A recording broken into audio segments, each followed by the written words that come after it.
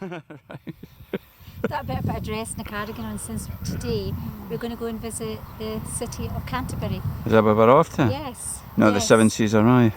No, we're going to the Canterbury. And after Canterbury, when we've had a nice walk around and some lunch, we'll then maybe head up to Whitstable and do the cycle ride again right along the front. Sounds good, my love. There they are, the bikes are on the back, ready to go. We've just arrived in the outskirts of Canterbury. Canterbury, and we've decided to use the park and ride because it looks really busy. And the bus is just sitting here waiting for us. Excellent. Here we are now in Canterbury, and we've just had some coffee and bun, which is always a good start. And we're going to head right up here towards the cathedral. Oh, right. Right down the end there, you can see the gates into the city. So there's little cobble streets, and we're heading up this little lane, which is lovely, heading towards the cathedral. Wow, this looks great.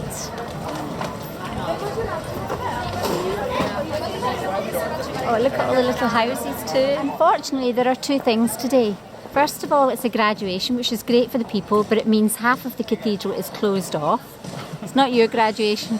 Secondly, and the cathedral is covered in scaffolding, so we're not seeing it at its best. So, like Guy just told me, I have to make the best of it. This is the cloisters we've just come into.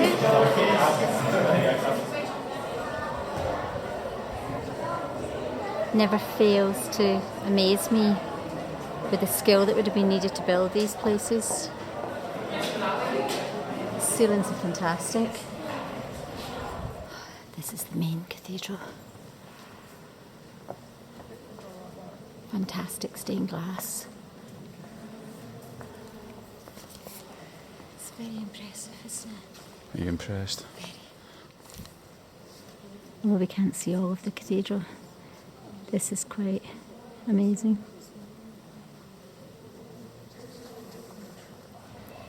This tomb in here is Edward Plantagenet, the Black Prince of 1330 to 1376. It's amazing. It's a really good tomb. And this tomb is Herbert Walter. He was an archbishop here in the 1100s. It's incredible. And this tomb is Henry IV, and obviously his wife, or queen. I wonder if it actually was a likeness.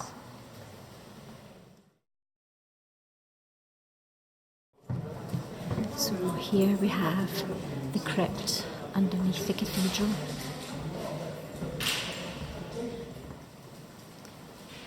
It's absolutely enormous under here.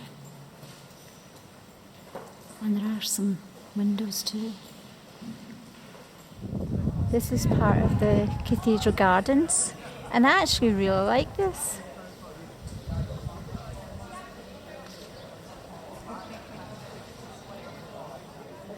So we've had a wee tour in amongst all the graduation students, and actually it was really nice. Short, but nice. It was, my beauty. It was. It's a nice city all the same. You enjoying it? Really having a good time. Are you, Marv? Love it.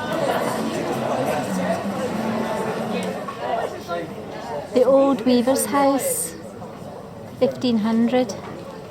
Look at that, right on the water. It's beautiful. The smells here are fantastic from this wildflower meadow, which is right in the heart of the city. So this is the river that runs right through the city, and you can go on a boat. Thank you.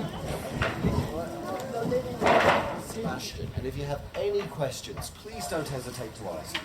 I'm more than happy to answer to the best of my ability, and if I don't know an answer, I'll be sure to make up something believable. Now, do any of you know the name of the river we're on today? No. Oh, I think I just heard it. No, it's the River Stour. But this is one of 5 completely separate river Stours in England. And this one is the Kentish, also known as the Great Stour. Great Because of Stour. course, everything in Kent is great. Oh, I'm going to warn you now, guys. The jokes just get worse from here. Do you want to make it easy? Do you want to make it harder to push, or do you want to do it this time?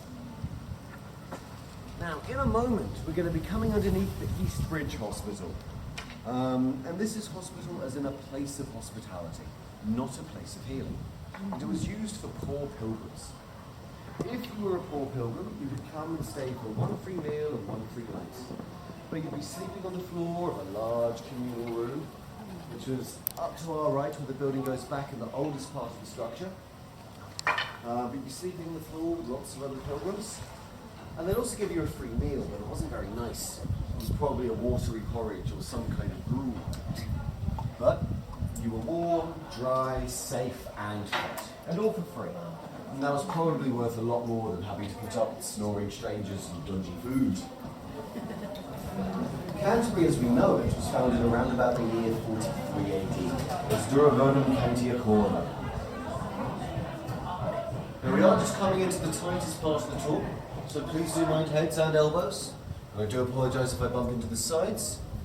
It can be quite tricky not to. This is brilliant, this boat trip. If, Great however, going, you Guy. survive, there is no actual evidence to show witches were ever dumped on the stool here in Britain.